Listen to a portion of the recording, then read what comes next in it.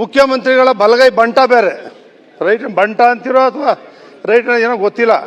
ಯಾವಾಗಲೂ ಮುಖ್ಯಮಂತ್ರಿಗಳು ನೀವು ಹೇಳ್ದಂಗೆ ಕೇಳ್ತಾರೆ ಅಂತಿದೆ, ಪಕ್ಕದಲ್ಲೇ ಇರ್ತೀರಿ. ನಿಮಗಿರೋ ಖಾತೆ ಯಶಸ್ವಿಯಾಗಿ ಮಾಡ್ತಾ ಇದ್ದೀರಿ. ಈ ಸ್ಲಮ್ಗಳ ಬಗ್ಗೆ ಯಾಕೆ ಗಮನ ಹರಿಸಿಲ್ಲ? ಯಾರು ಮಾಡ್ಬೇಕದನ್ನ? ಎಷ್ಟು ದಿವಸ ಬೇಕು ಹಣ ಬಿಡುಗಡೆ ಮಾಡೋಕ್ಕೆ? 1 ವರ್ಷ ಆಯಿತು.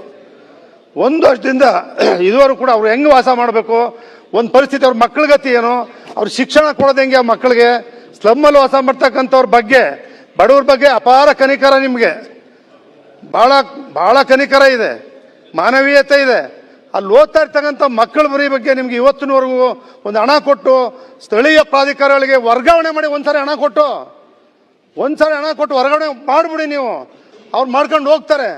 ಅದನ್ನ ದಯವಿಟ್ಟು ಹೇಳಿ, ಯಾವತ್ತು ಹಣ ಕೊಡ್ತೀರಿ, ಯಾವತ್ತು ಅದನ್ನು ಸರಿ ಮಾಡಿಕೊಡ್ತೀರಿ, ಯಾವತ್ತು ಅದನ್ನು ಹ್ಯಾಂಡ್ ಓವರ್ ಮಾಡ್ತೀರಿ. ನೀವು ಮಾಡಿಕೊಟ್ಬಿಟ್ರೆ ನಾನೇ ನಿಂತು ಅದನ್ನು ಸ್ಥಳೀಯ ಪ್ರಾಧಿಕಾರಗಳಿಗೆ ವರ್ಗಾವಣೆ ಮಾಡಿಸ್ಕೊಟ್ಬಿಡ್ತೀನಿ. ಸನ್ಮಾನ್ಯ ಸಚಿವರು ಹೇಳಬೇಕು ಉತ್ತರನ.